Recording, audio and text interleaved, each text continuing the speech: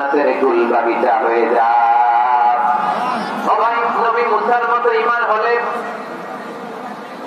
রাস্তা হবে সাগর জলে, নবী ইউসুফের মতো ঈমান হলে একে একে দরজা খোলে, নবী ইব্রাহিমের মতো ঈমান যদি আজও থাকে বিদ্যমান, অগ্নিকুণ্ডে দেখতে পাবে কসরতে কুলভাগা। কুলনা ইয়া নারু কুনি বারদান ওয়া সালামান আলা ইব্রাহিম। আল্লাহ যখন মুখ দিয়ে বলে হাসবুনাল্লাহ, আমার আল্লাহ আমার জন্য যথেষ্ট, এই বলে যখন নিজেকে সঁপে দেয়, তার কি লাগবে ওই দায়িত্ব স্বয়ং নিয়ে নেয় কে? সবাই বলেন স্বয়ং নিয়ে নেয় কে? তাহলে আমার প্রিয় ভাইরা, বিপদের শুরুতেই আমরা বলবো ইন্না লিল্লাহ। শুরুতে কি বলবো? এরপরে যেই বাক্যটা পড়ে নিজের পরিস্থিতিকে আল্লাহর দরবারে সঁপে দিব, সেটা হচ্ছে হাসবুনাল্লাহ। সেটা কি?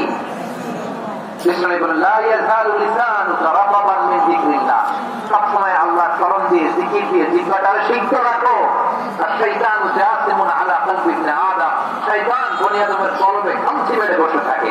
ফাইযা যাকারাল্লাহ খালাসা, মানুষ যখন আল্লাহ স্মরণ করে জিকির করে শয়তান দৌড়ে পালায়। ওয়াইদা গাফালা ওয়াসওয়াসা, যখনই বনি আদম গাফেল হয় তখনই শয়তান তার হৃদয়ে ওয়াসওয়াসা দেয়।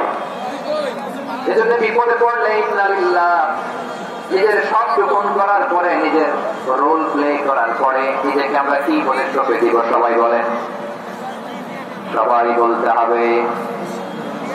আর যদি বলে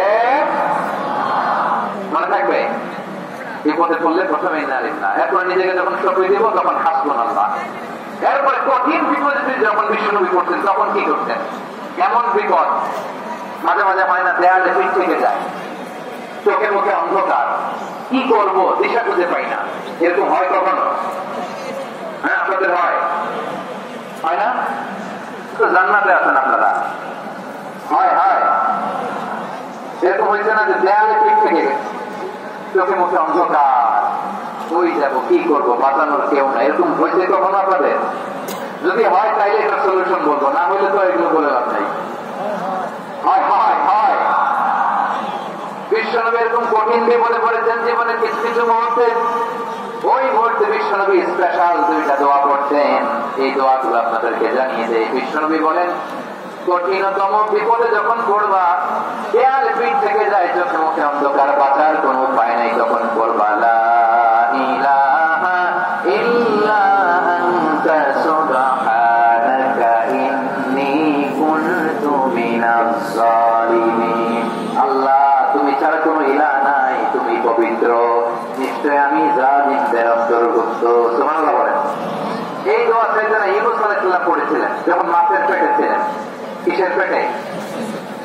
এবং অনেক মুফাসসিরিন ইকরাম বলেছেন, অনেক আহলুল ইলমরা বলেছেন, এটা হচ্ছে ইসমে আযম। ইসমে আযম এমন দোয়া যে দোয়া করলে আল্লাহ দোয়া কবুল করে, কিন্তু এটা কোনটা, এটা নিয়ে ইখতিলাফ আছে। কোন কোন আহলুল ইলম বলেন লা ইলাহা ইল্লা আনতা সুবহানাকা ইন্নী কুনতু মিনাজ জালিমিন, এটা হচ্ছে ইসমে আযম। সাইয়েদনা ইউনূস আলাইহিস সালাম পড়েছেন, আপনারা পড়েননি? তুফান হইলে পড়েন না? আমাদের এলাকায় তো এটা খুব, এটার উপর ব্যাপক আমল আছে। পটুয়াখালীতে কি অবস্থা বলেন? পড়েন পড়েন পড়েন পড়েন। একটা গল্প শুনেছিলাম, পাক হানাদার বাহিনী যখন বাংলাদেশে অ্যাটাক করতো, ৭১ সালের ঘটনা বলতেছে, আমরা তো দেখি নাই, শুনছি আর কি। ৭১ যদি দেখতাম এতদিনে রান্নাকার হয়ে যেতাম। আল্লাহ আমাদেরকে বাঁচাই দিচ্ছে, আল্লাহ মেহেরবানি, ঠিক কিনা বলেন? মন মতো হইলে মুক্তিযোদ্ধা, মন মতো না হইলে রাজা। কত কিছু দেখলাম এই শাহবাগের বুকে। ৭১ সালে দেখি নাই, আমরা শুনেছি পাক হানাদার বাহিনী জিজ্ঞেস করতো মুসলিম না অমুসলিম ত্যাগ করার জন্য, বলতো কালেমা বল, কালেমা দাও। তো যারা কালেমা বলতে পারতো পাকিস্তানি বাহিনী নাকি ওদেরকে ছেড়ে